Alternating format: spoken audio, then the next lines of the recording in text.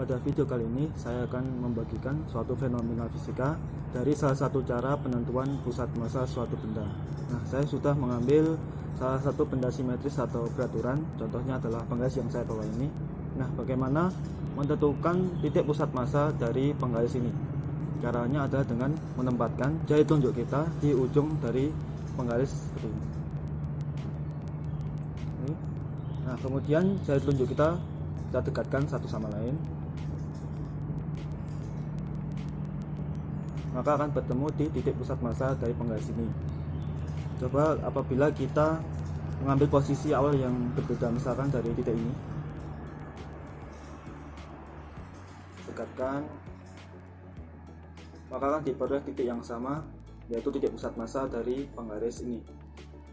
Misalkan juga apabila kita mengambil dengan kecepatan yang berbeda dari yang sebelumnya, misalkan lebih cepat,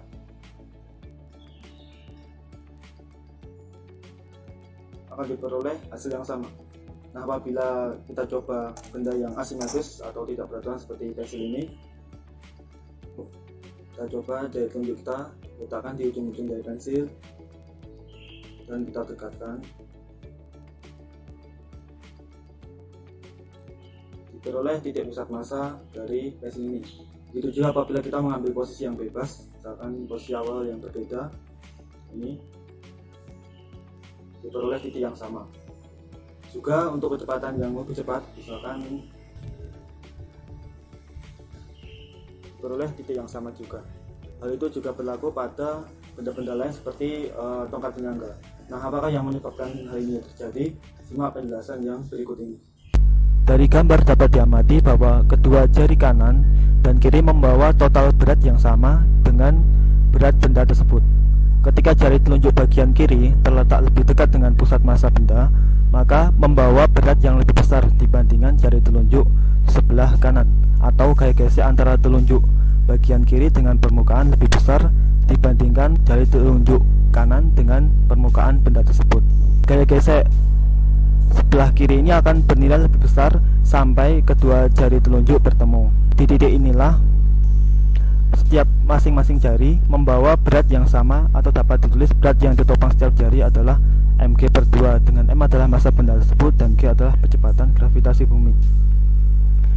Sehingga gaya gesek yang dialami jari dengan permukaan adalah setengah mg dikalikan dengan μs, dengan μs adalah konstanta koefisien gesek statis karena pada saat kedua jari bertemu dalam keadaan diam. Nah, bagaimana cara membuktikan bahwa semakin dekat dengan pusat massa, gaya gesek yang dialami jari lebih besar? Kita anggap titik dari pusat massa jari kiri diam sementara jari kanan bergerak, sehingga dari penggambaran ini dapat ditarik suatu bentuk kemungkinan, yaitu F1 dikalikan μs lebih besar F2 dikalikan μk, di mana F1 adalah gaya berat yang diterima jari sebelah kiri dan μs adalah koefisien gesek statis karena jari telunjuk bagian kiri diam, sementara F2 adalah gaya berat yang diterima oleh jari telunjuk sebelah kanan, dan μk adalah koefisien gesek kinetik karena jari telunjuk sebelah kanan bergerak. Agar benda tidak jatuh atau dalam keadaan seimbang, maka penjumlahan torsi atau momen atau sigma tau sama dengan 0.